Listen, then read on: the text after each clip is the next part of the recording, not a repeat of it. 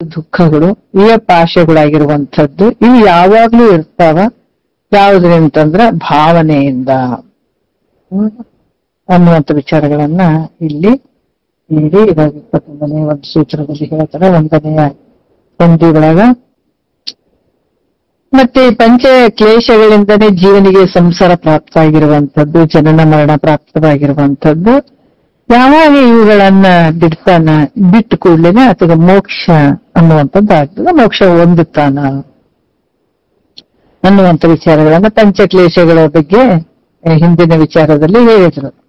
ಯಾಕಂತರ ಒಂದು ಅವಿದ್ಯ ಕ್ಲೇಶ, ಇನ್ನೊಂದು ಅಸ್ಮಿತಾ ಕ್ಲೇಶ, ಇನ್ನೊಂದು ರಾಗ, ಒಂದು ದ್ವೇಷ, ಒಂದು ಕೇಳಭಿನಿವೇಶ ಅಂತನ್ನುವಂಥದ್ದನ್ನ 5 ಪಂಚಕ್ಲೇಶಗಳ ಬಗ್ಗೆ ಅವ್ರು ಹೇಳ್ತಾ ಬಂದ್ರು.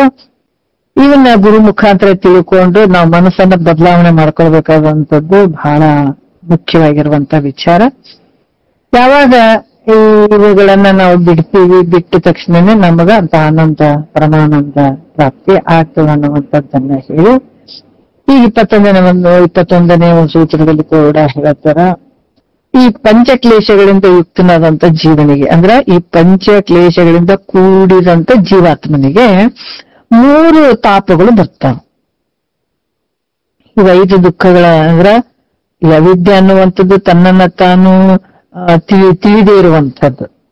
ಅವಿದ್ಯೆ ಅಂದ್ರೆ ಅವಿದ್ಯೆ ದುಃಖ ಅಂದ್ರೇನು, ತಾನು ಯಾರಿದ್ದೀನಂತ ತಿಳಿಗೊಡ್ದಂಗ್ ಮಾಡಿರುವಂಥದ್ದು ಅವಿದ್ಯೆ ಅನ್ಸ್ಕೊಳ್ತದ. ಅಸ್ಮಿತೆ ಅಂತಂದ್ರೆ ಈ ಶರೀರ ಇಲ್ಲದೆ ಇರುವಂತ ಶರೀರ ನಾನು ಅನ್ನುವಂಥದ್ದು, ಇದ್ರ ಮೇಲೆ ಇದನ್ನ ಇಟ್ಕೊಂಡೆ ವ್ಯವಹಾರ ಮಾಡುವಂಥದ್ದು ಅಸ್ಮಿತೆ ಅನ್ನಿಸ್ತದ. ವಸ್ತುಗಳನ್ನ ಪಡಿಬೇಕನ್ನುವಂಥದ್ದು, ಅದಕ್ಕಾಗಿ ಬಡದಾಡುವಂಥದ್ದು, ಇದೆಲ್ಲ ಮಾಡೋದಕ್ಕೆ ಅದು ಒಂದು ರಾಗ ಅನ್ಸ್ಕೊಳ್ತದ. ಮತ್ತೆ ಅದು ಸಿಗದೆ ಇದ್ದಾಗ ಕೆಲವೊಂದೊಂದ್ಸಲ ಅಲ್ಲಿ ಏನಾಗ್ತದ, ಅದು ಯಾವ ರೀತಿ ಅಂತಂದ್ರ ಅದನ್ನ ಪಡಿಬೇಕನ್ನುವಂಥದ್ದು, ಮತ್ತೆ ಅದು ಸಿಗದೆ ಇದ್ದಾಗ ನಮ್ಗೆ ದುಃಖ ಆಗುವಂಥದ್ದು, ಅದು ದ್ವೇಷ ಅಂತ ಕೂಡ ಹೇಳ್ತಾರೆ. ಎಂತ ಒಂದು ತಿಳಿದೀವಂತಂದ್ರು ಕೂಡ, ನಾವು ದುಃಖದಿಂದ ಕೂಡಿದಾವಂತಂದ್ರು ಕೂಡ ಮತ್ತೆ ತಿರ್ಗಾ ಮನಸ್ಸು ಅದ್ರ ಮೇಲೆ ಹಾಕುವಂಥದಕ್ಕೆ ಅಭಿನಿವೇಶನ ಅಂತ ಕೂಡ ಅವ್ರು ಹೇಳ್ಕೊಂತ ಬಂದ್ರು. ಈ ರೀತಿಯಿಂದ ಕೂಡಿದಂತ ಜೀವಾತ್ಮನಿಗೆ ಇಲ್ಲಿ 3 ತಾಪಗಳು ಆಗ್ತಾವ. ಯಾವುದು ಅಂದ್ರೆ ಇನ್ನೊಂದ ಹೇಳ್ತಾರೆ. ಯಾವ ರೀತಿ ಅಂದ್ರೆ ಆಧ್ಯಾತ್ಮಿಕ, ಅಧಿಭೌತಿಕ, ಅಧಿದೈವಿಕ ವಿಚಾರಗಳನ್ನ ಹೇಳ್ತಾರ ಅವರು. 1ನೇ ಸೂತ್ರದಲ್ಲಿ ಹೇಳ್ತಾರ. ಇಲ್ಲಿ ಏನ್ ಹೇಳ್ತಾರ, ತನು ಇದು ಆನಂದೆಂಬ ಬಗೆಯಿಂದ ಜೀವನಿಗೆ ಜನಿಪವು ತಾಪತ್ರಯಗಳು. ಅದಕ್ಕ ನಮ್ಗ ಸುಖ ಬೇಕಾಗಿತ್ತು, ಆನಂದ ಬೇಕಾಗಿತ್ತು ಅಂತಂದಾಗ ತನು ಭಾವಗಳಿಗೆ ದುಃಖದ ಕೇಳು. ದುಃಖ ಹೋಗ್ಬೇಕಾದ್ರೆ ಪರಮಾನಂದ ಪ್ರಾಪ್ತಿ ಆಗ್ಬೇಕಾದ್ರೆ ಎಲ್ಲರಿಗೆ. ದುಃಖ ಯಾರಿಗಾದ್ರೂ ಬೇಕಂದ್ರೆ ಯಾರಿಗೂ ಬೇಕು ಅಂತ ಅನ್ನಂಗಿಲ್ಲ. ಈ ದುಃಖ ಬೇಕಂತ ಜಗತ್ತಿನೊಳಗೆ ಯಾರು ಅನ್ನಂಗಿಲ್ಲ. ಮತ್ತೆ ಆದ್ರೂ ದುಃಖ ಬರಾಕತ್ತಾವಲ್ಲ, ಯಾಕೆ ಬರಾಕತ್ತಾವ ಅಂತಂದ್ರೆ ಅವ್ರು ಹೇಳ್ತಾರ, ಈ ಶರೀರ ನಾನು ಅನ್ನುವಂಥದಕ್ಕ. ಯಾವಾಗ ಈ ದುಃಖದಿಂದ ಕೂಡಿದಂಥದ್ದು ಈ ಶರೀರ, ದುಃಖಮಯವಾದಂತ ಶರೀರವೇ ನಾನು ಅನ್ನುವುದಕ್ಕಾಗಿ ಈ ಜೀವನಿಗೆ 3 ತಾಪಗಳು ಪ್ರಾಪ್ತ ಆದವು ಅಂತ ಹೇಳ್ತಾರೆ. 3 ಯಾಕಂತಂದ್ರೆ ಈ ಶರೀರ ನಾನು ಅನ್ನೋದಕ್ಕಾಗಿ. ಅದಕ್ಕೆ 3 ತಾಪಗಳು. ಅವು ಯಾವ್ರಿ 3 ತಾಪಗಳು? ಅದಕ್ಕೆ ವಿಚಾರಗಳ ಹೇಳ್ತಾರೆ. 3 ತಾಪಗಳು ಯಾವದಾವ ಜಗತ್ತಿನ. ಅದಕ್ಕೆ ಇಲ್ಲಿ ಕೂಡ ಹೇಳ್ತಾರ, ನೋಡ್ ಯಾವುದು ಶಂಕರ ನೋಡು ನೀಯನ್ನ, ಪರಿಭವದ ಬಾಧೆಯನ್ನು ರೂಪೆ ಮಾಡು ಬೇಗಗಳ ಅಭಯವಿತ್ತು. ಕಾಯಕರಣದ ಬಾಧೆ, ತಾಯಿ ವಿಷೇಂದ್ರ ಬಾಧೆ ಶಂಕರ ಅಂತ ಕೆಲವು ವಿಚಾರಗಳನ್ನ ಅದು. ಕಾಯಕರಣದ ಬಾಧೆ ಇಲ್ಲಿ ಏಮಹ ಜನನ ಮರಣದ ಬಾಧೆ, ತಾಪ ಸಮುದಾಯದ ಅತಿ ಬಾಧೆ ಘನಗಣಿಗೆ ಶಂಕರ ಅಂತ ಹೇಳುತ್ತಾರೆ. ಇವು ತಾಪತ್ರ, ಇವು ಬಹಳಷ್ಟು ತಾಪವನ್ನು ಉಂಟು ಮಾಡುವಂಥವು ತಾಪಗಳು, 3 ತಾಪಗಳು. ಅವು ಯಾವುವು ಅಂದ್ರ ಆಧ್ಯಾತ್ಮಿಕ, ಆದಿ ಭೌತಿಕ, ಆಧ್ಯಾತ್ಮಿಕವು ಮತ್ತೊಂದು ಆದಿ ಭೌತಿಕ ಬಳಿಕ ಆದಿ ದೈವಿಕವೆಂಬ ಹೆಸರಿನ ಬಾಧೆ. ತಾಪತ್ರ ಬಹುದೆಂದು ತಿಳಿ ಪಲ್ಲವಾದರೆ ಮೈತ್ರಿ ಮುದದಿಂದ ಅಂತ ಹೇಳ್ತಾರೆ. ಪಲ್ಲವ ಅಂದ್ರೆ ಚಿಗುರೆಲೆಯ ಸದೃಶ್ಯವಾದಂಥ ಆಕೆಯ ತುಟಿ ಕೆಂಪು ಇದ್ದು ಅಂತ ವರ್ಣನೆ ಮಾಡ್ತಾರೆ. ಹೇ ಮೈತ್ರಾದೇವಿ, 3 ತಾಪಗಳಲ್ಲಿ ಆಧ್ಯಾತ್ಮಿಕ ಅಂತಂದ್ರೆ ಒಂದು ಶರೀರ ದುಃಖ ಮತ್ತೆ ಮನಸ್ಸಿನ ದುಃಖ. ಎರಡು. ಬಹಳಷ್ಟು ಶರೀರಕ್ಕೆ ಬಂದಂತ ದುಃಖಗಳನ್ನ ದೊಡ್ಡ ದುಃಖ ಅನ್ಕೊಂಡಿರ್ತೀವಿ. ಆದ್ರ ದಿನ ಮನಸ್ಸಿನ ಒಂದು ರೋಗ ದೊಡ್ಡದು, ಶರೀರಕ್ಕಿಂತ ಮನಸ್ಸಿನ ರೋಗ ದೊಡ್ಡದದ. ಆ ದುಃಖನು ಬಹಳ ದೊಡ್ಡದು. ಅದಕ್ಕೆ ಇಲ್ಲೇನ್ ಹೇಳ್ತಾರ, ಶರೀರ ಮತ್ತೆ ಮನಸ್ಸು ಇವುಗಳ ಮೂಲಕ ತೋರುವಂತ ದುಃಖ, ಇದಕ್ಕೆ ಆಧ್ಯಾತ್ಮಿಕ ದುಃಖ ಅಂತ ಹೇಳ್ತಾರೆ. ಮತ್ತೆ ಆದಿ ಭೌತಿಕ ಅಂತಂದ್ರ ಈಗ ಚಳಿ ಆಗುವಂಥದ್ದು, ಶೀತ ಆಗುವಂಥದ್ದು, ಈ ವ್ಯಾಘ್ರಗಳಿಂದ ಆಗುವಂತ ಪ್ರಾಣಿಗಳಿಂದ ಆಗುವಂತ ತೊಂದರೆಗಳಾಗಿರ್ಬೋದು, ಮತ್ತೆ ಈ ಸರ್ಪ, ಈ ಕಣ್ಣಿಗೆ ಕಾಣುವಂತ ಏನು ವಸ್ತುಗಳದಾವ ಅವು ಎಲ್ಲವುಗಳಿಂದ ನಮ್ಗ ತಾಪ ಆಗುವಂತ ದುಃಖ ಇದು ಆದಿಭೌತಿಕ ದುಃಖ. ಅನಂತರ ಆದಿ ದೈವಿಕ ದುಃಖ ಅಂತಂದ್ರ ನರಕನಾಕಗಳಿಂದ ಆಗುವಂತ ದುಃಖಗಳು ಹೇಳ್ತಾರಲ್ಲ, ಗ್ರಹಗತಿಗಳು ಹಿಂಗಂತೆಲ್ಲ ಹೇಳ್ತಾರಲ್ಲ, ಆ ರೀತಿಯಿಂದ ನರಕನಾಕಗಳಿಂದ ಆಗುವಂತ ದುಃಖಗಳು, ಇದಕ್ಕೆ ಆದಿ ದೈವಿಕ ದುಃಖ ಅಂತ ಕೂಡ ಹೇಳ್ತಾರೆ. ಈ ಮೂರು ತಾಪತ್ರಗಳು ಅಂದ್ರೆ ಮೂರು ತಾಪಗಳು ಇವು ಯಾವಾಗ್ಲೂ ಇರ್ತಾವ. ಯಾಕೆ ಇರ್ತಾವಂತಂದ್ರ ಈ ಪಂಚಕ್ಲೇಶಗಳಿಂದ ಕೂಡ್ಕೊಂಡಂತಹ ಈ ಜೀವಾತ್ಮನಿಗೆ ಈ ಮೂರು ಏನು ತಾಪಗಳು ಬರ್ತವೆ. ಯಾತಕ್ಕಂತಾರೆ ಈ ಶರೀರ ನಾನೇ ಅಂತ ದೃಢವಾಗಿ ತಿಳ್ಕೊಂಡ್ಬಿಟ್ಟಿದ್ದಾನಲ್ಲ, ಹಂಗಾಗಿ ಈ ಮೂರು ತಾಪಗಳು ಬರ್ತಾವ. ಅದಕ್ಕೆ ನೀನು ಏನಂದ್ರೆ ತಿಳ್ಕೊಮೈತ್ರ ಅನ್ನುವಂಥದ್ದು. ಜಂತು ತಾಪತ್ರಗಳು. ಅದಕ್ಕೆ ಇದನ್ನ ಸ್ವಲ್ಪ ಚೆನ್ನಾಗಿ ತಿಳ್ಕೊಮೈತ್ರ, ಮುದದಿಂದ ಬಹಳ ಪ್ರೀತಿಯಿಂದ ತಿಳ್ಕೊಮೈತ್ರ, ಇದನ್ನ ಅರಿ ಅಂತ ಕೂಡ ಹೇಳ್ತಾರ. ಎರಡನೇ ನುಡಿಯಲ್ಲಿ ಆಧ್ಯಾತ್ಮಿಕ ದುಃಖ ಹೆಂಗ ಅನ್ನುವಂಥದ್ದು ಇನ್ನು ಸ್ವಲ್ಪ ವಿಸ್ತಾರವಾಗಿ ಹೇಳ್ತಾರ ಅವರು. ತನುವಿನ ರುಜೆ ಮನಸ್ಸಿನ ವೇದನೆಗಳಾಗಿ ತನಗಿದು ಆಧ್ಯಾತ್ಮಿಕವೆನಿಸುವ ಘನತಾಪವುದು ತನು ತಾನೆಂಬ ಭ್ರಮೆಯಿಂದ ಜನಿಸುತ್ತಿರುತ್ತದೆ, ಅದು ಜೀವನೋಳು ನೋಡು ಅಂತ ಹೇಳ್ತಾರ. ಏನಂತಾರ, ತನುವಿನ ರುಜೆ ಅಂದ್ರೆ ರೋಗ, ಈ ಶರೀರದ ರೋಗ, ಮತ್ತೆ ಮನಸ್ಸಿನ ವೇದನೆಗಳು, ಈ ಮನಸ್ಸಿಗೆ ಹಲವಾರು ರೀತಿಯ ದುಃಖ ಆಗುವಂಥದ್ದು. ಶರೀರದ ದುಃಖನೇ ಬೇರೆ, ಮನಸ್ಸಿನ ದುಃಖನೇ ಬೇರೆ ಅಲ್ಲ. ಅದಕ್ಕೆ ಇಲ್ಲಿ ಎರಡು ರೀತಿ ಅಂತ ಹೇಳ್ತಾರೆ ಅವರು. ಮನಸ್ಸಿಗೆ ಆಗುವಂತ ದುಃಖ, ಶರೀರಕ್ಕೆ ಬಂದಂತ ರೋಗ ಅದ್ರ ದುಃಖ, ಈ ರೀತಿಯಾಗಿ ಕಲಿಸಿಕೊಳ್ತದೆ. ಯಾಕಂದ್ರೆ ಈ ದೇಹವೇ ನಾನು ಅನ್ನುವಂತ ಇದು ವಿಪರೀತ ಜ್ಞಾನದ ಮೂಲಕ ಜೀವನಿಗೆ ಇವೆಲ್ಲ ದುಃಖಗಳು ತೋರ್ತಾವ. ಯಾಕಂದ್ರ ಈ ಶರೀರದ ಸಂಬಂಧವಾದಂತ ದುಃಖ ಆಗಿರ್ಬೋದು, ಮನಸ್ಸಿಗೆ ಸಂಬಂಧವಾದಂತ ದುಃಖ ಆಗಿರ್ಬೋದು. ಯಾಕಂದ್ರ ಈ ಶರೀರಕ್ಕೆ ಬರುವಂತದ್ದು, ಮನಸ್ಸಿಗೆ ಬರುವಂತದ್ದು ಈ ಸಂಬಂಧವಾದಂತ ರೋಗಗಳ ಚಿಂತೆ, ಈ ರೀತಿಯಿಂದ ಮೊದಲಾದ ದುಃಖಗಳು ತೋರ್ತವೆ. ಇವೆಲ್ಲ ನಮ್ಗ ಏನಂತಂದ್ರ ನಮ್ಗೆಲ್ಲಾನು ಇವು ಅನುಭವಕ್ಕೆ ಬರ್ತಾವ. ಯಾಕಂದ್ರೆ ಶರೀರಕ್ಕೆ ಬರುವಂತ ದುಃಖನು ಬೇಕಾದಷ್ಟ ಒಂದು ಬಿಡೋದು ಒಂದಿರ್ತಾವ, ಮತ್ತೆ ಮನಸ್ಸಿಗೆ ಬರುವಂತ ದುಃಖಗಳನ್ನು ಬೇಕಾದಷ್ಟು ಇರ್ತಾವ. ಹಲವಾರು ಚಿಂತೆಗಳು. ಶರೀರ ಚೆನ್ನಾಗಿದ್ರು ಕೂಡ ಮನಸ್ಸಿನ ಒಂದು ರೋಗ ಇತ್ತು ಅಂದ್ರೆ ಅದು ಬಹಳ ದುಃಖ ಕೊಡ್ತದ. ಅದಕ್ಕೆ ಈ ಎರಡು ದುಃಖಗಳು, ಇವೆರಡು ಮನಸ್ಸು ಮತ್ತೆ ಈ ಶರೀರ ಬರುವಂತ ಒಂದು ದುಃಖ, ಇದಕ್ಕೆ ಏನ್ ಹೇಳ್ತಾರೆ, ಆಧ್ಯಾತ್ಮಿಕ ದುಃಖ ಅಂತ ಹೇಳಿಸ್ಕೊಳ್ತಾರೆ.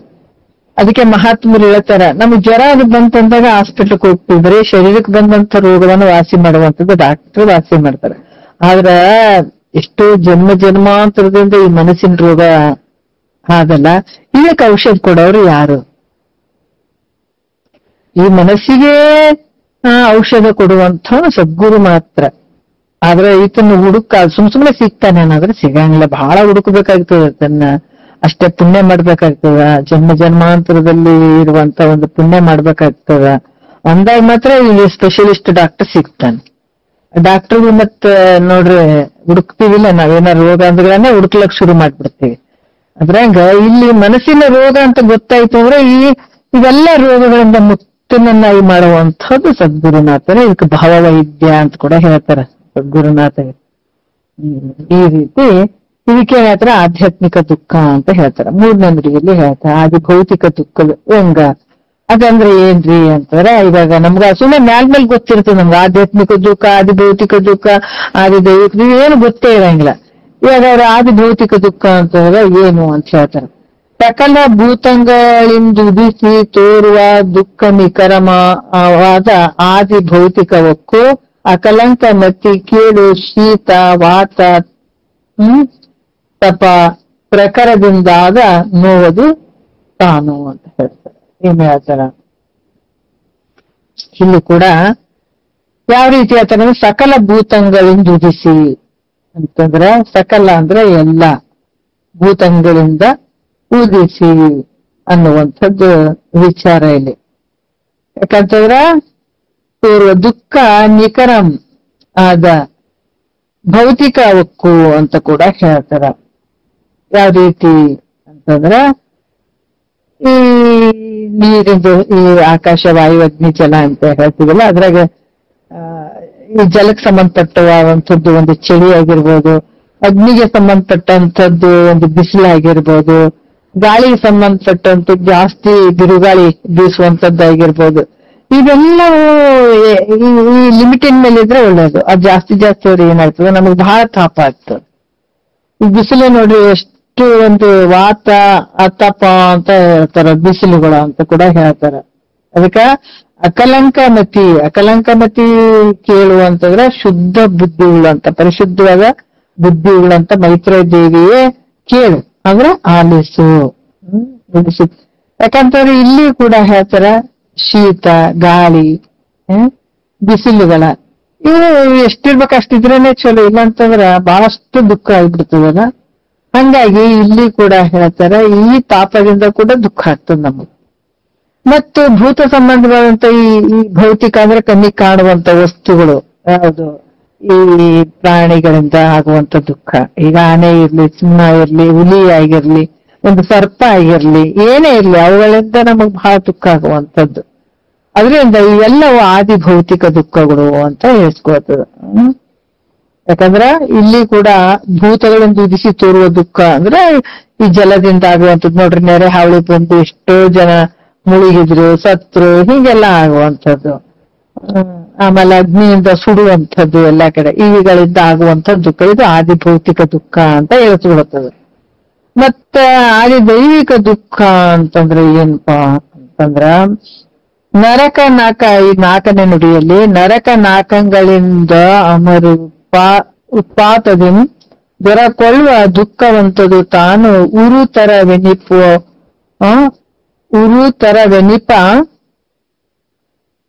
ತಾಪಾದಿ ದೈವಿಕ ತಾಪವೆಂದು ಅರುಣಾಬ್ಜ ಗಂಧಿ ನೀನರಿಯುವುದು ಅಂತ ಹೇಳ್ತಾರೆ. ಏನ್ ಹೇಳ್ತಾರ, ನರಕ ನಾಕಗಳಿಂದ ಅಮರರ ಉತ್ಪಾತದಿಂದ ಇಲ್ಲಿ ದೊರಕೊಳ್ಳುವ ದುಃಖವಂತದು ನೋಡ್ರಿ.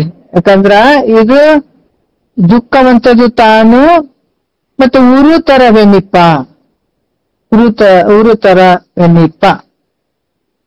ಮತ್ತೆ ತಾಪವೆಂದು ಇದೇನ್ ಹೇಳಿದ್ರೆ ಆದಿ ಉರುತರವೆನಿಪ ಆದಿ ದೈವಿಕ ತಾಪವೆಂದು ಅರುಣಾಬ್ಜ ಗಂಧಿ ನೀನರಿಯುವುದು ಅಂತ ಹೇಳ್ತಾರೆ.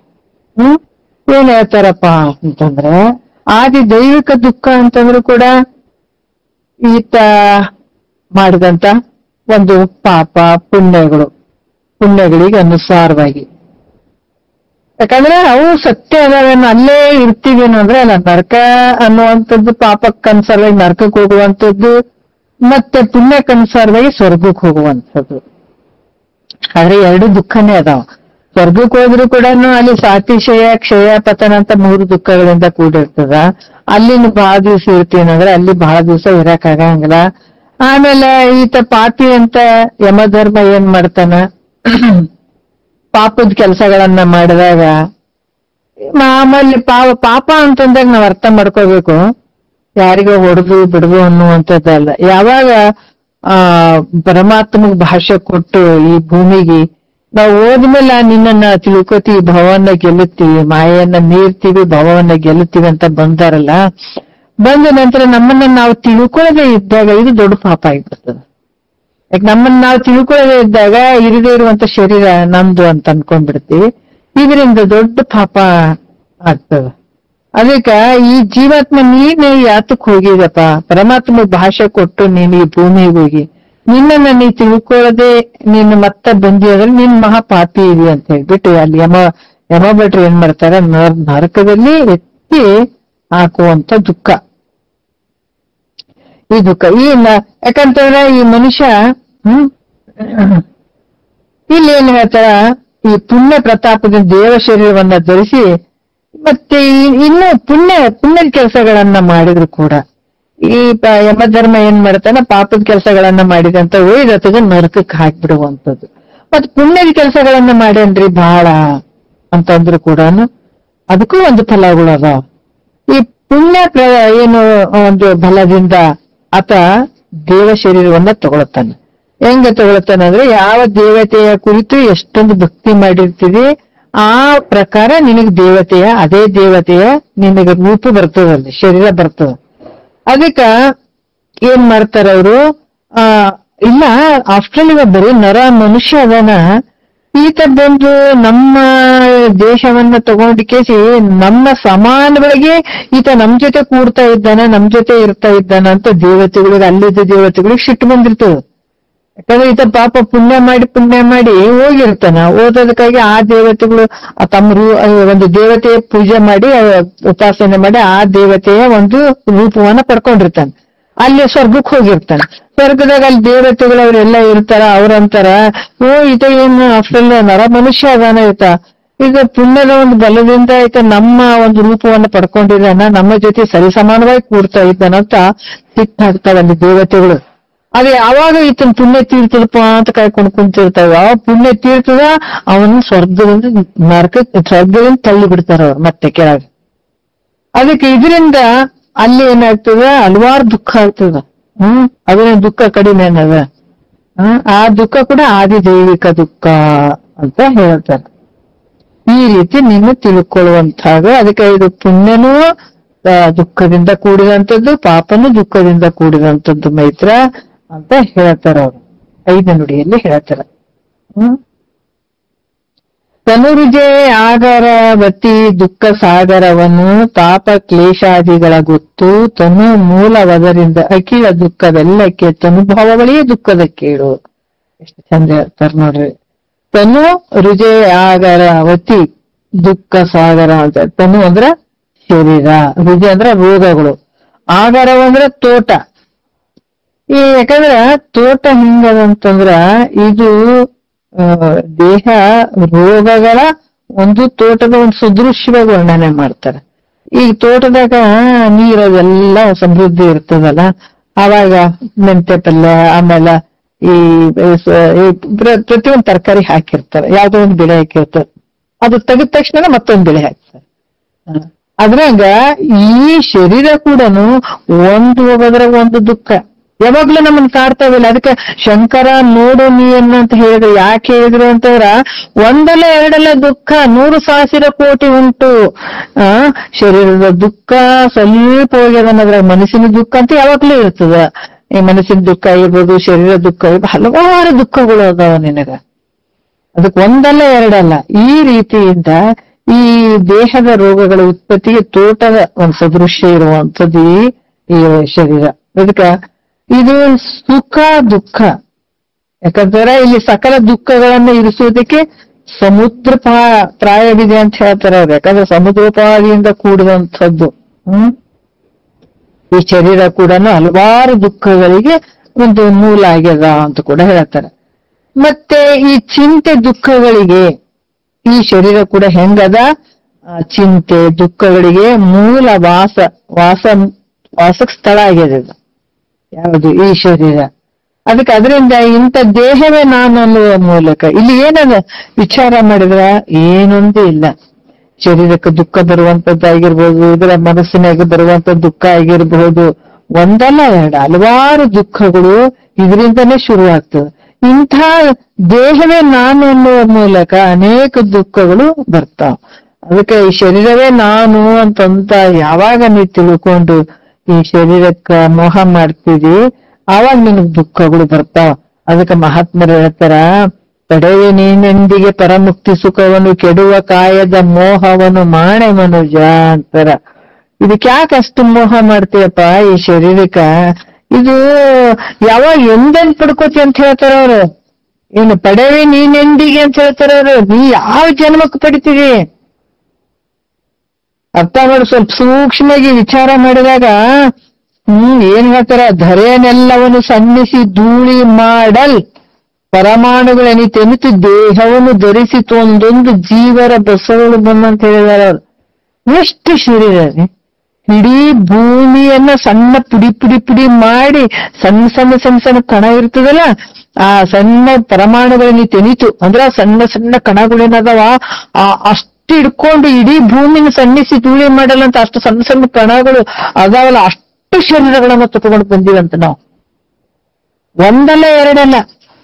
ಮತ್ತ ಅಷ್ಟು ಶರೀರಗಳನ್ನು ಒತ್ಕೊಂಡು ತಿರುಗಾಡಿ ನಾಯಿ ನರಿಯಂಗ ಸತ್ತು ಸತ್ತು ಸತ್ತು ಬಂದು ಯಾವುದೋ ಒಂದು ಪುಣ್ಯದ ಫಲದಿಂದ ಶರೀರ ಬಂದದ ಅಂತಂದ್ರೆ ಮತ್ತೆ ನಾವ್ ಹಿಂಗೆ ಕಳ್ಕೊಳ್ತೀವಿ ಅಂದ್ರೆ ನಮ್ಮಷ್ಟು ಮೂರ್ಖರು ಯಾರಿಲ್ಲ ಅಂತಾರ ಮಹಾತ್ಮರು. ದೊಡ್ಡ ಮೂರ್ಖತನ ಮುಂದಿಟ್ಟಂಗ ಆಗ್ತದಲ್ಲ. ಎಷ್ಟು ಜನ್ಮದಿಂದ ಬಂದದ್ ಹೇಳ್ರಿ ಇದು. ಅದಕ್ಕೆ ಹೇಳ್ತಾರೆ ಧರೆಯನ್ನೆಲ್ಲವನ್ನು ಸನ್ನಿಸಿ ಧೂಳಿ ಮಾಡಲ್ಲ ಅಂತ. ಸ್ವಲ್ಪ ಸೂಕ್ಷ್ಮ ವಿಚಾರ ಮಾಡಿದ್ರೆ ಬಾಬಾ ಅನಿಸ್ತದ. ಅದಕ್ಕ ಇಲ್ಲಿ ಕೂಡ ಏನ್ ಹೇಳ್ತಾರ, ಈ ಪಡೆವಿ ನೀನೆಂದಿಗೆ ಪರಮುಕ್ತಿ ಸುಖವನು. ಅದ ಪರಮುಕ್ತಿ ಅಂದ್ರೆ ಶ್ರೇಷ್ಠವಾದಂತ ಸುಖವನ್ನ ಆನಂದವನ್ನ ನೀವ್ ಯಾವಾಗ ಪಡ್ಕೊಳ್ತೀವಿ? ಈ ಕೆಡುವ ಕಾಯದ ಮೋಹವನ್ನು ಮಾಣೆ ಮನುಜ ಅಂತ ಹೇಳಿದ್ರೆ, ಈ ಕೆಡುವಂತ ಕಾಯವನ್ನ ನಿನ್ಗೆ ಇದಕ್ಕ ಮೋಹ ಮಾಡ್ಕೊಂಡು ಕುಂತಿ ಇದೇ ನಾನಂತ ಕೂತ್ಕೊಂಡಿ ಅಂತಂದ್ರ ಯಾವ ಜನ್ಮಕ್ಕೆ ಆಗ್ತದೆ ನಿನಗಿಂತ ಆನಂದ ಈ ಸುಖ? ಸಾಧ್ಯನೇ ಇಲ್ಲ. ಇಂತ ಪರಮಾನಂದ ಸ್ಥಿತಿ ಬರ್ಬೇಕಾದ್ರೆ ಯಾವಾಗ ಬರ್ತದೆ? ಈ ಶರೀರ ನಾನಂತ ಕುಂತ್ಕೊಂಡಂದ್ರ ಯಾವಾಗೂ ಇದು ನಿನಗ ಹತ್ರ ಕೂಡ ಬರಂಗಿಲ್ಲ. ಅದಕ್ಕೆ ನೀ ಬಿಡ್ಬೇಕಾಗ್ತದೆ. ಈ ಶರೀರದ ಮೇಲೆ ಇರುವಂತ ಮೋಹ, ಈ ಶರೀರ ನಾನಲ್ಲ ಅನ್ನುವಂಥದ್ದು ದೃಢ ಮಾಡ್ಕೋಬೇಕಾಗ್ತದ.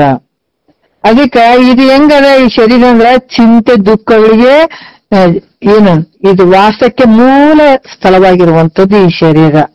ಆದ್ರೆ ಇಂಥ ದೇಹವೇ ನಾನು ಅನ್ನುವ ಮೂಲಕ ಏನಾಗ್ತದ, ಅನೇಕ ದುಃಖಗಳು ಬಂದವ ನಮಗ್, ಒಂದಲ್ಲ ಎರಡಲ್ಲ. ಅದರಿಂದ ನೋಡ್ರಿ, ಈ ದುಃಖವೆಲ್ಲ ಕೆಟ್ಟು ಅನುಭವಗಳೇ ದುಃಖದ ಕೇಡು. ಇವೆಲ್ಲ ದುಃಖಗಳಕ್ಕ ಮೂಲ ಸ್ಥಾನ ಯಾವುದಪ್ಪ ಅಂದ್ರೆ ಈ ಶರೀರ. ಅದಕ್ಕ ಇದು ಈ ದೇಹ ಭಾವನೆಯನ್ನ ಬಿಡೋದ್ರಿಂದ ನಿನಗೇನಾಗ್ತದ, ಸಕಲ ದುಃಖಗಳ ನಾಶವನ್ನ ಹೊಂದುತ್ತಿದೆ. ಅದಕ್ಕ ಇದಕ್ಕೆ ಕೆಲವು ಉದಾಹರಣೆ ಹೇಳ್ತಾರ. ಯಾಕಂದ್ರೆ ದೇಹ ಭಾವನೆಯನ್ನ ಬಿಡುವುದ್ರಿಂದ ಅಂದ್ರ ಒಂದು ದೃಷ್ಟಾಂತ ನಾವು ತಗೊಂಡಾಗ ನಿದ್ರೆಯ ದೃಷ್ಟಾಂತ ಬಹಳ ಹತ್ರ ಆಗ್ತದ. ಅದಕ್ಕೆ ಭಗವಂತ ಎಲ್ಲಾನು ತೇರಿ ರೂಪದಾಗ ಗ್ರಂಥಗಳನ್ನ ಕೊಟ್ಟ, ಮೇಷ್ಟ್ರಾಗಿ ಗುರು ರೂಪದಾಗಿ ಬಂದ, ಮತ್ತೆ ಸೃಷ್ಟಿಯಲ್ಲಿ ಪ್ರಾಕ್ಟಿಕಲ್ ಆಗಿ ಕೊಟ್ಟಿದ್ದಾನೆ ನಮ್ಗೆ. ನಮ್ಗೆ ಜಾಗ್ರ ಸ್ವಪ್ನ ಸುಸುಪ್ತಿ ಬರ್ತದೆ. ಜಾಗ್ರದಲ್ಲೂ ನಾವು ಬಹಳ ದುಃಖ ಅನ್ಕೊಳ್ತೀವಿ, ಅಲ್ಲಿ ಶರೀರ ಇರ್ತದೆ. ಸೂಕ್ಷ್ಮ ಶರೀರದಲ್ಲಿ ಇದು ಸ್ವಪ್ನದಲ್ಲಿ ಸೂಕ್ಷ್ಮ ಶರೀರದ ಅಲ್ಲಿನೂ ಕಷ್ಟ ಸುಖ ನಲಿಗೆ ಗುರಿ ಆಗ್ತೀವಿ. ಆದ್ರೆ ಸುಸುಪ್ತಿಯಲ್ಲಿ ಏನಿರ್ತದ? ಯಾವ್ದು ಇರ್ತದ? ಯಾವ್ದು ಇಲ್ಲ ನೋಡ್ರಿ. ಹಂಗಾಗಿ ನಿದ್ರೆಯಲ್ಲಿ ಬಹಳ ಆನಂದ ಬೇಕು. ಯಾಕಂದ್ರೆ ಶರೀರ ಐತನಲ್ಲಿ, ಸ್ಥೂಲ ಶರೀರ ಐತೇನೆ, ಯಾವ ಶರೀರ ಇಲ್ಲಲ್ಲಿ. ಯಾಕಂದ್ರೆ ಬರೀ ಅವಿದ್ಯೆಯಲ್ಲಿ ಅಲ್ಲೆಲ್ಲ ಅಡಗಿರ್ತಾವ ಎಲ್ಲಾನು. ಆದ್ರೂ ಕೂಡ ಅಲ್ಲಿ ಯಾವ್ದಾದ್ರು ಶರೀರದ ದುಃಖ ಐತೇನಂದ್ರೆ ಯಾವುದಿಲ್ಲ. ಅದಕ್ಕ ಅಲ್ಲಿ ಶರೀರ ಭಾವನೆ ಇರಂಗಿಲ್ಲ ಅಂತಂದಾಗ ನೀನೇ ಆನಂದವಾಗಿ ಇರ್ತೀವಿ. ಅಲ್ಲಿ ಯಾವ್ದಾದ್ರು ಶರೀರ ದುಃಖ ಐತೇನ್ರಿ? ಆ ನೋವು ಈ ನೋವು ಇದ್ರ ಇಲ್ರಿ, ಒಂಚೂರು ನಿದ್ದಿ ಬಂದ್ಬಿಟ್ರೆ ಒಂಚೂರು ಆರಾಮಾಗಿ ಮಲಗ್ತೀನಿ ನೋಡ್ರಿ, ಬಲ್ಲ ನೋವು ಐತ್ರಿ ಅಂತಂತೀವಿ ಯಾವ್ದಾರ ನೋವಿದ್ದಾಗ. ಅದು ಇಲ್ಲಾಂದ್ರೆ ನೋಡ್ರಿ ಬಲು ಚಿಂತೆ ಆಗಿದ್ರಿ, ಬಹಳ ಚಿಂತೆ ಆಗಿದ್ರಿ, ಕೆಲವೊಂದು ವಿಷಯಗಳನ್ನ ವಿಚಾರ ಮಾಡಿ ಮಾಡಿ ಬಹಳ ಚಿಂತೆ ಆಗಿದ್ರಿ, ನನಗ ಒಂಚೂರು ಮಲಗಿದ್ರ ಸ್ವಲ್ಪ ನಿದ್ದೆರ ಬರ್ತದೆ, ನಿದ್ದೆ ಬಂದ್ರೆ ಸ್ವಲ್ಪ ಆರಾಮಾಗ್ಬೋದ್ರಿ ಅಂತ ಹೇಳ್ತೀವಿ. ಹಂಗಂದ್ರೆ ಏನಂದ್ರ ಆ ನಿದ್ದೆ ಒಳಗೆ ಅಜ್ಞಾನದಲ್ಲ ನಿದ್ದಿನೂ ಹೋಯ್ತು, ಆಮೇಲೆ ನಿದ್ದೆ ಬರ್ಬೇಕು ಅಂತ ಅನ್ನುವಂತ ಭಾವ, ಶರೀರದ ದುಃಖ, ಶರೀರದ ರೋಗಾದಿ ಭಾಗಗಳ ದುಃಖ ಹೋಗ್ತದೆ ಅನ್ನುವಂಥದ್ದಾಗಿರ್ಬೋದು, ಮನಸ್ಸಿನ ದುಃಖ ಹೋಗ್ತದೆ ಅನ್ನುವಂಥದ್ದಾಗಿರ್ಬೋದು, ಇವೆಲ್ಲ ಇರ್ತಾವ. ನಿದ್ರೆಯಲ್ಲಿ ಇಲ್ಲ ಅಂತ ಅನ್ಕೊಳ್ತೀವಿ. ಅದೇ ರೀತಿ ಕೂಡ ಇಲ್ಲಿ ಏನಾಗ್ತದೆ ಅಂದ್ರ, ನೀ ಯಾವಾಗ ಗುರು ಮುಖಾಂತರ ಇದನ್ನ ಕೇಳ್ತಾ ಬಂದಾಗ ನೀ ಈ ಒಂದು ದುಃಖದಿಂದ ಬಿಡುಗಡೆ ಹೊಂದಲಿಕ್ಕೆ ಸಾಧ್ಯ ಆಗ್ತದೆ. ಅದಕ್ಕೆ ಇಲ್ಲಿ ಕೂಡ ಈ ಶರೀರ ಭಾವ ಬಿಡ್ಬೇಕಂತಂದ್ರೆ ಬಹಳಷ್ಟು ಶ್ರವಣ ಬಹಳ ಮುಖ್ಯ ಆಗ್ತದೆ. ಯಾವಾಗ ಗುರು ಮುಖಾಂತರ ಕೇಳ್ತಾ ಬಂದಾಗ ಈ ಶರೀರ ಭಾವ ಅಳಿಬೇಕಾಗ್ತದೆ. ಅಳಿದಾಗ ಎಲ್ಲಾ ಒಂದು ದುಃಖಗಳು ನಿರ್ಮೂಲನೆ ಆಗ್ತವೆ ನಿನ್ನಿಂದ. ಅದಕ್ಕೆ ಎಲ್ಲ ದುಃಖಗಳು ನಾಶ, ಸಕಲ ದುಃಖಗಳು ನಾಶ ಆಗ್ತವೆ. ಯಾಕ? ಶರೀರ ನಾನಲ್ಲ ಅಂತಂದಾಗ. ಈ ನಮಗೇನಾಗಿದೆ, ಇಷ್ಟು ದಿವಸ ಶರೀರ ನಾನು ಅನ್ಕೊಂಡದಕ್ಕಾಗಿ ಇಷ್ಟು ಜನ್ಮಾಂತರ ದುಃಖದಿಂದ ಅನುಭವಿಸ್ತಾ ಬಂದಿದೀವಿ. ಇವಾಗ ಎಷ್ಟು ಗಟ್ಟಿಯಾಗಿ ಅಷ್ಟು ಜನ್ಮಾಂತರದಿಂದ ಶರೀರ ನಾನೇ ಅನ್ಕೊಂಡು ಬಂದದ್ದನ್ನ ಈಗ ಅಷ್ಟೇ ಗಟ್ಟಿಯಾಗಿ ಶರೀರ ನಾನಲ್ಲ ಅನ್ಬೇಕಾಗ್ತದೆ. ಅಷ್ಟು ದೃಢ ಭಾವ ಬರ್ಬೇಕಾಗ್ತದೆ. ಅದಕ್ಕೆ ಈ ರೀತಿಯಾಗಿ ಹೇಳ್ತಾರ ಅವರು. ಮತ್ತ ಅದನ್ನ ಹೇಳ್ತಾರೆ, ತನುಭಾವಳಿ ದುಃಖದ ಕೇಡು. ಯಾವಾಗ ಶರೀರದ ಭಾವ ಅಳಿತೀವಿ ಅವಾಗ ನಿನಗ್ ದುಃಖ ನಿವೃತ್ತಿ ಆಗ್ತದ. ನಾವೆಲ್ಲ ನೋಡ್ರಿ ಆಸ್ತಿ ಅಂತಸ್ತು ಮಾಡಿದಾಗ ದುಃಖ ನಿವೃತ್ತಿ ಆಗ್ತದೆ. ಎಷ್ಟು ಮೂರ್ಖ ಒಂದು ದಾರಿಯಲ್ಲಿ ಹೋಗ್ತಾ ಇದ್ದೀವಿ, ಮೂರ್ಖತ್ವ ಭಾವದಲ್ಲಿ ನಾವು ಹೋಗ್ತಾ ಇದ್ದೀವಿ. ಅರ್ಥ ಮಾಡ್ಕೋಬೇಕು ಅಲ್ಲ. ಇಲ್ಲಿ ಕೂಡ ಮಹಾತ್ಮರು ಹೇಳ್ತಾರ, 6ನೇ ನುಡಿಯಲ್ಲಿ ಹೇಳ್ತಾರ, ತನುವಿದನುಳ್ಳವರು ತನುವಿದನುಳ್ಳವರು ಅನಿಮಿಷಾರ್ಗದೊಡಂ ಅನಿಮಿತ್ತವು ಆ ಕ್ಲೇಶ ಭಯ ತಾಪಂ ಜನಿಪುದಾಗಿಯೇ ತನು ಅತಿ ಕಷ್ಟವರಿದಂಗೆ ತನುಭಾವ ಒಳಿದು ನಿಂದುಡೆ ಸುಖ ಅಂತ ಹೇಳ್ತಾರ. ಇಲ್ಲಿ ತನುವಿದ ಉಳ್ಳನವರು ಅಂತಂದ್ರೆ ಶರೀರಧಾರಿಗಳಾದಂಥವ್ರು, ಶರೀರವನ್ನು ಉಳ್ಳಂಥವ್ರು. ಅನಿಮಿಷರ್ಗಾರ್ದೊಡಂ ಅಂತಂದ್ರೆ ದೇವತೆಗಳಿಗಾದ್ರೂ ಕೂಡ, ಅಂದ್ರೆ ದೇವತೆಗಳಿಗಾದ್ರೂ ಕೂಡ ಏನೊಂದು ನಿಮಿತ್ತವಿಲ್ಲದ ಕಷ್ಟ, ಹೆದರಿಕೆ, ದುಃಖ ಇವೆಲ್ಲ ಅದಾವ. ಅದಕ್ಕೆ ಇಲ್ಲಿ ಕೂಡ ಹೇಳ್ತಾರ, ಇಂದ್ರಾದಿ ದೇವತೆಗಳಾದ್ರೂ ಕೂಡ ಅವರಿಗೆ ದುಃಖ ಬಿಟ್ಟದೇನು ಅಂದ್ರೆ ಅವರಿಗೂ ಐತಿ ದುಃಖ. ಯಾಕಂದ್ರೆ ಇಂದ್ರಾದಿ ದೇವತೆಗಳಾದ್ರೂ ಕೂಡ ಶರೀರವಿರುವ ತನಕ ಅನೇಕ ಭಯ ಮತ್ತೆ ಶೋಕ ಇವೆಲ್ಲ ಅನುಭವಿಸ್ಬೇಕಾಗ್ತದೆ ಅವು ಕೂಡ. ಅದರಿಂದ ಏನ್ ಹೇಳ್ತಾರ, ಅದರಿಂದ ಶರೀರವು ತಾನೆಂಬ ಭಾವನೆಯನ್ನು ಬಿಡುವ ತನಕ, ಇದು ದೇವತೆಗಳಿಗಾದ್ರೂ ಬಿಟ್ಟದ್ದಲ್ಲ, ಇದು ಕಷ್ಟ ತಪ್ಪಿದ್ದಲ್ಲ, ಎಲ್ಲರಿಗೂ ಇದು. ಅದಕ್ಕ ಈ ಭಾವನೆಯನ್ನು ಬಿಡುವ ತನಕ ದುಃಖ ಎಂದಿಗೂ ಬಿಡಲಾರದು ಅಂತ ತಿಳ್ಕೊಂಡು ವಿವೇಕ ಮೂಲಕ ದೇಹ ನಾನು ಅನ್ನುವಂಥದ್ದನ್ನ ನಾನು ಅಲ್ಲ, ದೇಹ ನಾನೆಂಬುದನ್ನ ಬಿಟ್ಟು ನೋಡ್ರಿ ಇದಕ್ಕೆ ಸಾಕ್ಷಿಯಾಗಿರುವಂತ ಪ್ರತ್ಯೇಕಾತ್ಮ ಸ್ವರೂಪ ನಾನದೀನ ಅಂತ ತಿಳಿ ಸುಖವಾಗಿರ್ಬೇಕಂತ ಅನ್ನುವಂಥದ್ದು ಹೇಳ್ತಾರ ಅವರು. ಯಾವಾಗ ಈ ಶರೀರ ಇರುವ ತನಕ ದುಃಖ ತಪ್ಪಿದ್ದಲ್ಲ, ಮತ್ತಿದು ಒಂದೇ ಶರೀರ ಹೋಯ್ತು ಮತ್ತೆ ಮುಂದೆ ಹೆಂಗ್ರಿ ಮತ್ ಬರಂಗಿಲ್ಲೇನ್ರಿ ಅಂತಲ್ಲ. ಯಾವಾಗ ನಿನ್ನನ್ನ ನೀನು ಈ ಶರೀರ ನಾನಲ್ಲ ಅಂತ ದೃಢಭಾವ ಆಗೋವರೆಗೂ ಈ ಶರೀರದ ದುಃಖ ನೀನು ತಪ್ಪಿದ್ದು ಅಲ್ಲ. ಎಷ್ಟೇ ಜನ್ಮಗಳು ಬಂದ್ರು ಮತ್ತೆ ಹುಟ್ಟಿದವ್ರು ಸಾಯ್ಲೇಬೇಕು, ಸತ್ತವ್ರು ಹುಟ್ಲೇಬೇಕು.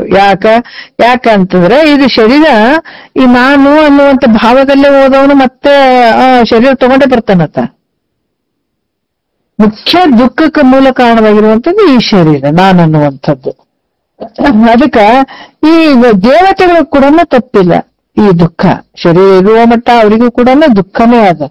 ಶರೀರ ಭಾವ ಇರುವ ಮಟ್ಟ ಅವರು ಕಷ್ಟ, ಸುಖ, ನೋವು ಇವೆಲ್ಲ ಅನುಭವಿಸ್ಬೇಕಾಗ್ತದೆ. ಅದರಿಂದ ಶರೀರವು ತಾನೆಂಬ ಭಾವನೆಯನ್ನು ಬಿಡುವ ತನಕ ಈ ದುಃಖ ತನಕ ಬಿಡಲಾರದು ನೋಡ್ರಿ ಅಂತ ತಿಳಿದು ವಿವೇಕ ಮೂಲಕ, ಅಂದ್ರೆ ವಿವೇಕ ಮಾಡುವಂಥದ್ದು, ಯಾವುದು ಸತ್ಯ ಅದ ಯಾವುದು ಮಿಥ್ಯ ಅದಂತ ವಿವೇಕ ಮಾಡಿ ಮತ್ ಶರೀರ ಬಿಡುವಂಥದ್ದಂದ್ರೆ ಇದಕ್ಕೇನು ಕೊಂದು ಹಾಕ್ಬೇಕು ಅದಕ್ಕ ಹಂಗಿಗ್ ಮಾಡ್ಬೇಕಂತ ಹಂಗಲ್ಲ. ವಿವೇಕದ ಮೂಲಕ ಈ ದೇಹ ನಾನಲ್ಲ, ಇದನ್ನ ಈ ಶರೀರ ನಾನು ಅಂತ ಏನು ಅನ್ಕೊಂಡಿದ್ದೀನಿ ಆ ಭಾವವನ್ನ ಬಿಟ್ಟು ಇಲ್ಲಿ ಈ ದೇಹಕ್ಕೆ ಸಾಕ್ಷಿಯಾಗಿರುವಂತವನು ಒಂದು ಪ್ರತ್ಯೇಕಾತ್ಮ ಸ್ವರೂಪ ನಾನು ಬ್ಯಾರೇನೆ ಇದ್ದೀನಿ. ಈ ಶರೀರ ನಾನು ಅಲ್ಲ, ಈ ಶರೀರಕ್ಕ ಏನು ಅಂತಂದ್ರ ಸಾಕ್ಷಿ ರೂಪವಾಗಿರುವಂತ ಪ್ರತ್ಯೇಕಾತ್ಮ ಸ್ವರೂಪ ನಾನು ಬೇರೆನೇ ಇದ್ದೀನಿ ಅಂತ ತಿಳ್ಕೊಂಡು ಸುಖವಾಗಿರುವಂತದ್ದು ನೋಡ್ರಿ. ಅದಕ್ಕ ಇರೋ ವಸ್ತುನೇ ಬೇರೆ ಆಗ್ಯದ, ಇರುವಂತ ವಸ್ತು ಬೇರೆ ಆಗಿದೆ, ಇರುವಂತ ವಸ್ತುನ ಐತೆ ಇಲ್ಲಿ. ನಮಗ ಬೇರೆ ಬೇರೆ ಎಲ್ಲ ಭ್ರಾಂತಿಯಿಂದ ನಾವು ಗದ್ದಲಕ್ಕೆ ಬಿದ್ದೀವಿ. ಹಂಗಾಗಿ ಮಹಾತ್ಮರು ಹೇಳ್ತಾರ ಇವೆಲ್ಲ ಮಿಥ್ಯ ಆಗಿರುವಂತದ್ದನ್ನ ಅದನ್ನ ಬಿಟ್ಟು ಈ ಶರೀರ ಮಿಥ್ಯವಾಗಿರುವಂತದ್ದು ತೋರೆ ಅದ ಉತ್ಪನ್ನ ಆಗ್ಯದ, ಇದು ಗಡಿಗೆ ಹಂಗ ಘಟದಂಗ ತಿಳಿಸಿಕೊಡ್ತದ. ಅದಕ್ಕ ಭ್ರಮೆಯಿಂದ ಭ್ರಾಂತಿಯಿಂದ ಈ ಶರೀರ ನಾನು ನಾನು ಅಂತ ಹೊಂಟಿಯಲ್ಲ, ಇದ್ರ ಮೇಲೆ ಭಾವ ಬಿಟ್ಟು ಬಿಡಪ್ಪ, ನೀ ಬಹಳ ಸುಖವಾಗಿರ್ತಿ ಅಂತ ಶಿಷ್ಯನಿಗೆ ಇಲ್ಲಿ ಪ್ರೀತಿಯಿಂದ ಹೇಳುತ್ತಾರ.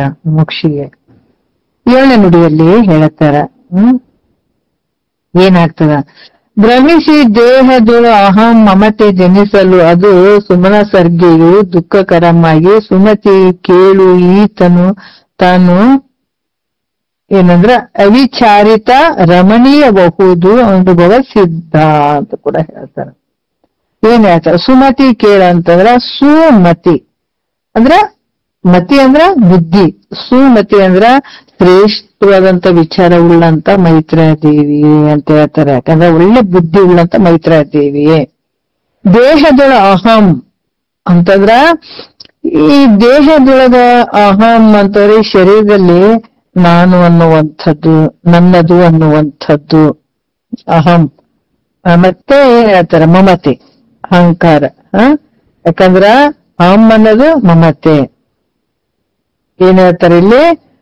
ಯಾವಾಗ ಇದು ನಂದದ, ನಾನು ಶರೀರ ಅಥವಾ ನನ್ನದು ಅನ್ನುವಂತ ಬುದ್ಧಿ ಯಾವಾಗ ಆಗ್ತದ, ಅವಾಗ ನೋಡ್ರಿ ಬಹಳಷ್ಟು ಸುಮನ ಸರ್ಗೆಯು ಅಂತಂದ್ರು ಕೂಡ ಅಲ್ಲಿ ದೇವತೆಗಳಿಗಾದ್ರೂ ಕೂಡ ದುಃಖವನ್ನು ಉಂಟು ಮಾಡುವಂಥದ್ದು.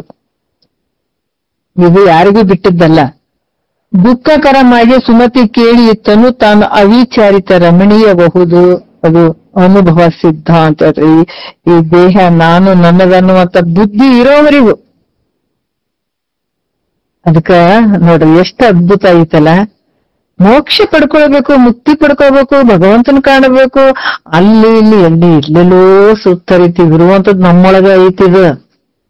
ಅಲ್ಲಿ ಇಲ್ಲಿ ಏನ್ ಹುಡುಕುತ್ತಿನಲ್ಲಿ ಅದು ಕುಂತದ ನಿನ್ನಲ್ಲಿ ಅಂತ ಹೇಳ್ತಾರಲ್ಲ, ಅಲ್ಲಿ ಇಲ್ಲಿ ಏನ್ ಹುಡುಕ್ತಿರೋ ನಿಮ್ಮೊಳಗ ಐತಲ್ಲ.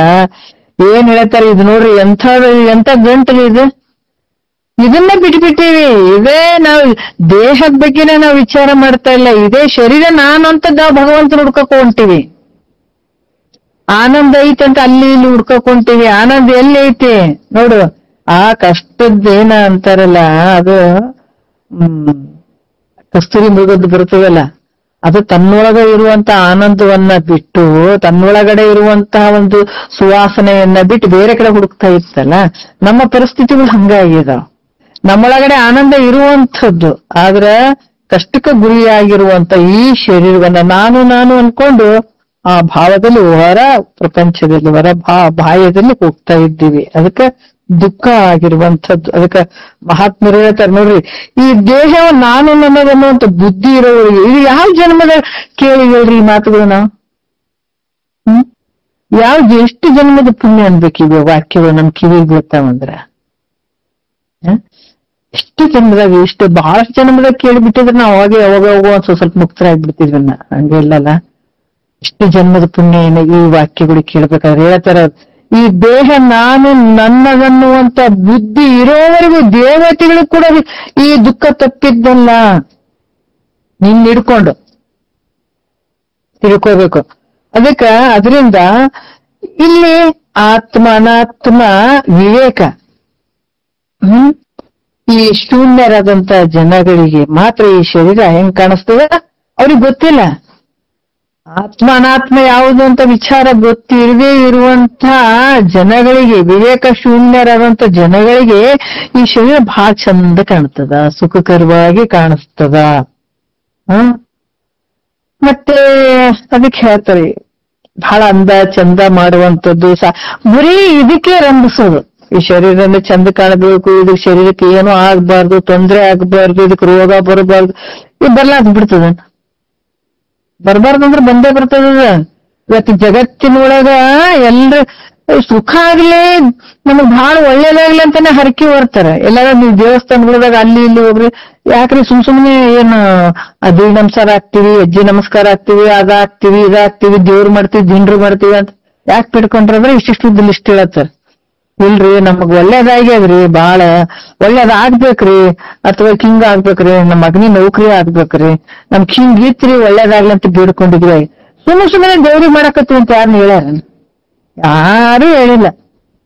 ಎಲ್ಲರೂ ದುಃಖದಿಂದ ಬಿಡುಗಡೆ ಆಗ್ಬೇಕು, ನಮ್ಗ್ ಸುಖನೇ ಬರ್ಬೇಕಂತಾನೆ ಇವತ್ತು ದೇವ್ರಿಗೆ ಅರಿಕೆ ಹೊರ್ತಾರ, ದೇವ್ರಿಗೆ ತಿರುಗಾಡ್ತಾರ, ಹುಚ್ಚ ನಾಯಿಗಳದ ಗಟ್ಲೆ ತಿರುಗಾಡ್ತಾರ.